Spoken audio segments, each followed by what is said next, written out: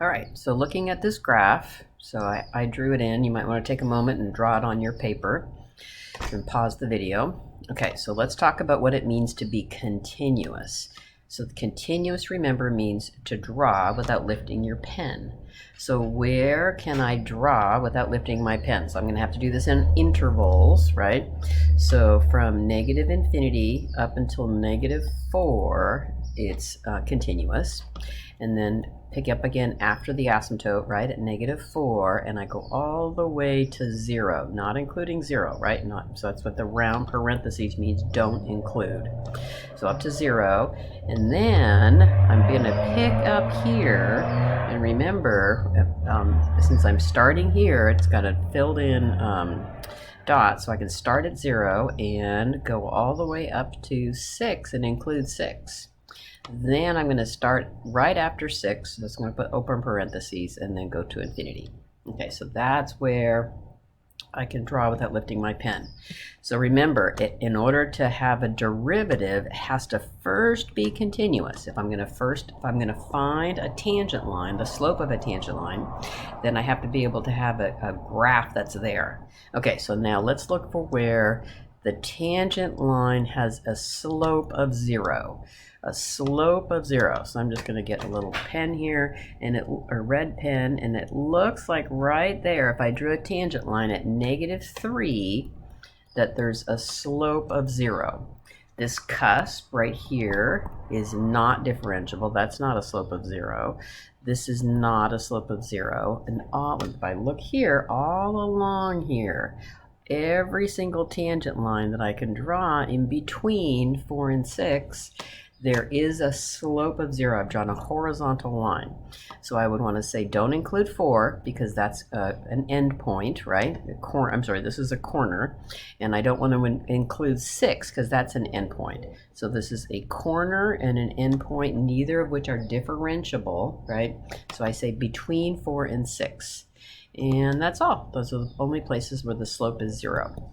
So let's talk about where it's not differentiable. So remember, I told you I wanted you to know in words what those things look like. A cusp, a vertical tangent, an endpoint, or a corner. All of these things are not differentiable. There's more that if it is continuous, then these things make it not differentiable. So let's go through and start back here at the smallest values. So x equal -4, it's not differentiable because it's not continuous. So it has to be continuous first, correct? All right, so moving along, going to x equal -2, it's not differentiable because it's a cusp, and cusps are not differentiable. Then I go to x equals 0 because it's not continuous.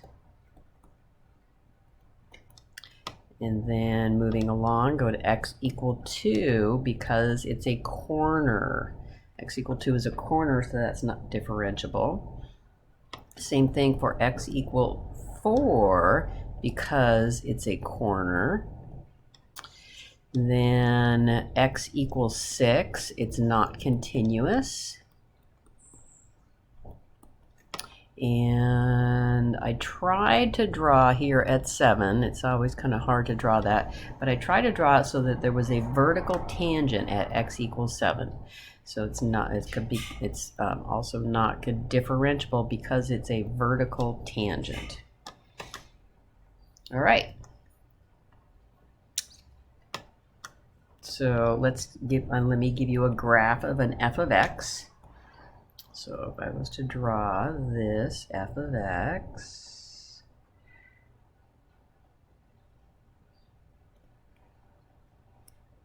all right, so let's do this as 2 and this as 4, and I'm trying to draw at 4 where it hits the slope of 0 down there. So this is the function, and I'm going to suggest that we just draw the derivative right below it. Right, so this is the derivative. So you want to get in the habit of labeling your graphs. All right, so where the slope is 0 is always a great place to start. So I'm going to say at x equal 2, the slope is 0, right? The y-axis here is the picture of the slopes. All right, at x equal 4, the slope is 0. So if I was to draw tangent lines before 2, those slopes are positive. So before 2, those slopes are positive. Between 2 and 4, those slopes are negative, the slopes of the tangent lines. And then I have to get to 0. So negative slopes get to 0, positive slopes after 4. All right, so now we're going to deal with this cusp. So here I have small negative, larger negative, big negative, huge negative. So it starts off small negative, gets bigger negative, gets huge negative to undefined because I don't have a slope at the cusp. And then right after x equals 0, they're huge positive. Coming from undefined, huge positive. So it doesn't have to necessarily be a lump there, but let me just fix that. There we go. So it looks like that. So it's going off to infinity.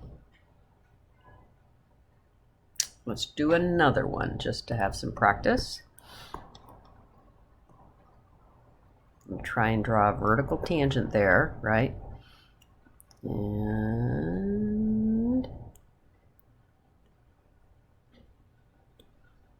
let's fill that dot in. Okay.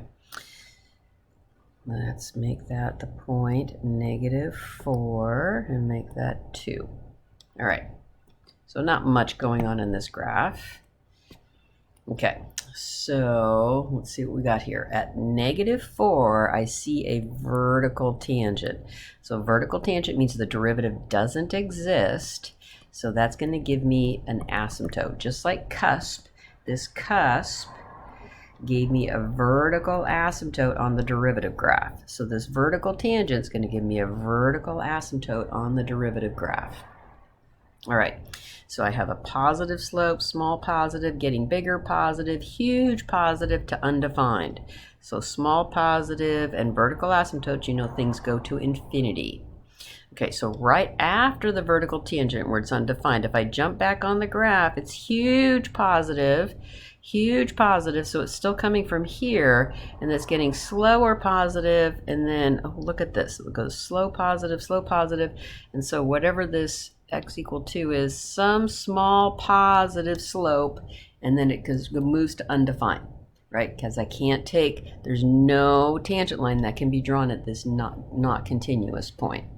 All right, and so then I tried to draw this as a straight line, so I can't take the derivative there at the endpoint of 2. So I'm going to say, okay, so what are the slopes right after 2? It looks like there's some negative number, right?